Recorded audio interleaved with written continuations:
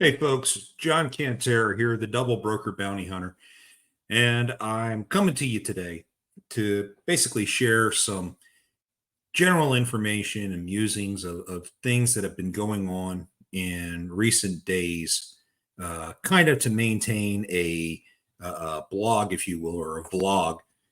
Forgive me, I'm not exactly tech savvy, so I don't have all the bells and whistles with any of my videos, but we hope that we're getting out good information to help people deal with certain situations. So, as we come across unique issues that pop up in our fight against fraud in the trucking industry, we're going to go ahead and run a vlog story about those issues. And we're going to start that with a situation that we came across trying to help a carrier deal with a negative review. Now, when most carriers are talking about a negative review, the first thing that they're talking about is a freight guard, which is a negative review on the carrier411.com network. This is not one of those. This is a negative review that was posted by a broker in the Assure Assist platform. For those of you who know what Assure Assist, they're the ones who run the My Carrier portal. Used to be called My Carrier Packets platform. So an a review was put in against this carrier for double brokering. The carrier is new. They've only been around for about 4 months. So naturally, it was a bit perplexing when I first received the report. So when I first got the call about what was going on, the owner was trying to explain to me, he's like, hey, look, they're reporting us for double brokering, but we didn't double broker the load. It was my driver, my truck, my insurance, my everything. Yet he's saying we double broker the load. Okay. So I call the broker. And the broker, I'm not sure this guy can make heads or tails of what was really going on. So the broker tells me that he pulled the company's data out of My Carrier Packets or My Carrier Portal, just for making it easy. We're just going to call it MCP. Okay. So he pulls everything out of MCP.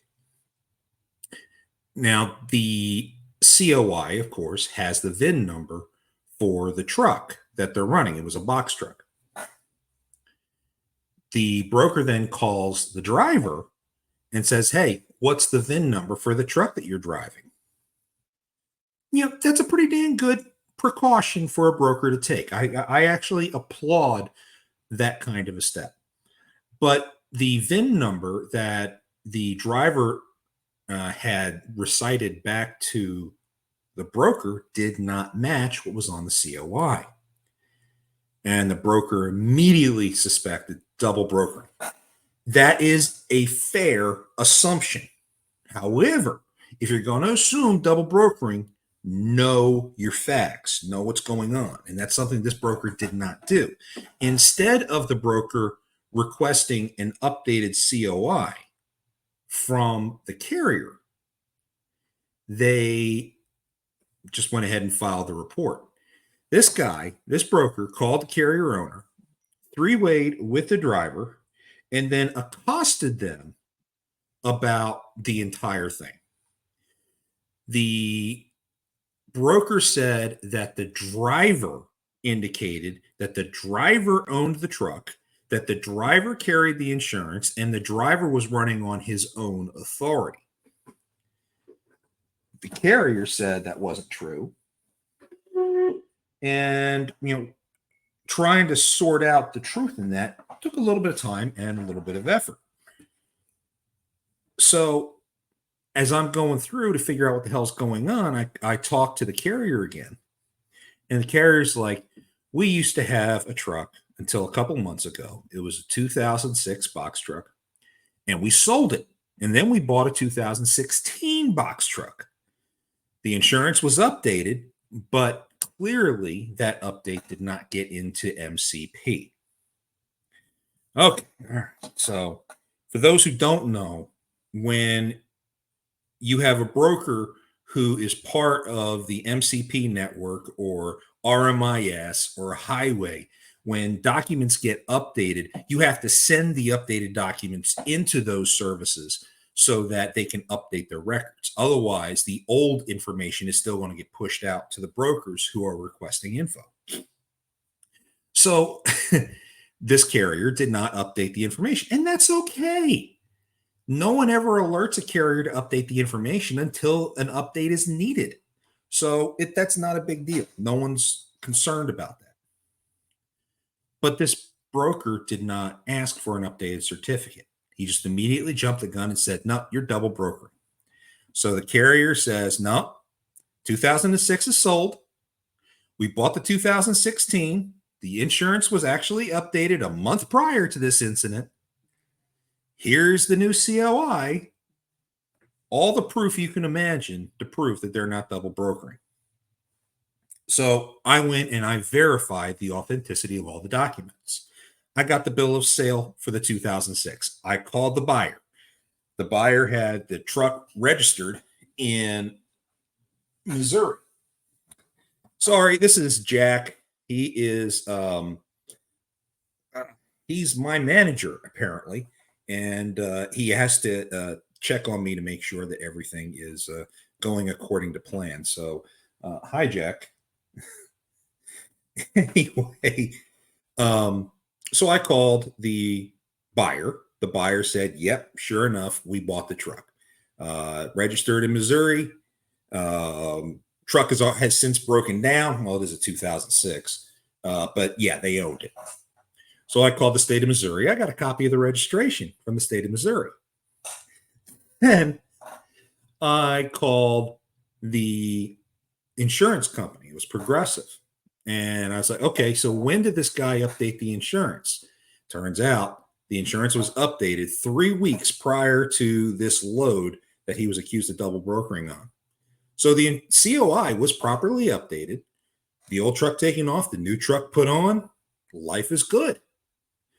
Now, the other accusation the broker had was that the driver was had their own authority. I ran the driver's information through Safer. I checked the phone number, checked name, checked address, no known associations. So that's not accurate either. And then I got a copy of the employment contract from the carrier himself. Clearly, the truck was owned by the carrier, insured by the carrier, and the driver was an employee of the carrier. There was no double brokering. However, the broker insists that despite all of the physical evidence and the corroborating evidence and phone numbers and contacts that I provided, that it was an elaborate ruse just for me to collect the fee for removing a bad review. I couldn't believe it. And here it is 2 weeks later, and it is still up. That report is still up, and this carrier is unable to book a load because of it. So the one good thing about MCP is they actually do have a system that allows for you to, Jesus Christ, Jack. They do have a system, finally. They do have a system that allows for you to appeal a review that comes from a broker. So I file a formal appeal to the team that handles that at MCP. They're called the reputations team. And I'm waiting on them to adjudicate the issue. Now, mind you, we have every bit of evidence possible to prove there was no double brokering. Yet this carrier is still being accused of such a horrible sin by this one broker. Now, I'm not going to name parties here. It's not right until after we finished the investigation and the appeal. We'll disclose that at another time if it becomes necessary.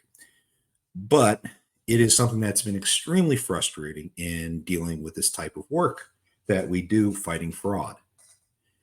Fighting fraud is not just about taking care of the guys who are over in Eastern Europe trying to scam their way through the transportation industry. It includes fighting the domestic guys who are unreasonable, unprofessional, and extorting carriers, or carriers extorting brokers. I've seen it both ways. And we fight people on both sides of that line. It's about doing the right thing. The government's not willing to handle it, so we have to do it ourselves. And an advocate is needed to take the passion that a carrier or a broker feels when they've been wronged in order to effectively negotiate a good settlement to achieve a reliable outcome. And that's one of the things that we really do at Vigilant. I thought this was kind of an interesting case. I'm planning on bringing it up in our next podcast, which is on Monday afternoon, 5 p.m. Central. You can check out our YouTube channel down below at Double Brokers Bounty Hunters, and subscribe there, please. We do that podcast every Monday afternoon, 5 p.m. Central. Lasts for about an hour. So on your way home, it's a good thing to just drop in and listen. Or if you have some comments, we definitely would love to hear it, especially if you've been affected by fraud in the trucking industry. We want to be able to help you out and get you squared away. You can also check out our website, vigilanttransport.com. We have a new webinar that we have launched, and we are happy to have folks check that out and learn from us everything that we have gone through over the last 2 years in fighting fraud in the industry. So if you ever need to get a hold of us, here is my email address, jcantera@vigilanttransport.com. That's also our website, vigilanttransport.com. Please don't hesitate to check us out. We're happy to help in any way that we can. Remember, don't let these scammers take you for a ride. Until next time, we'll see you later.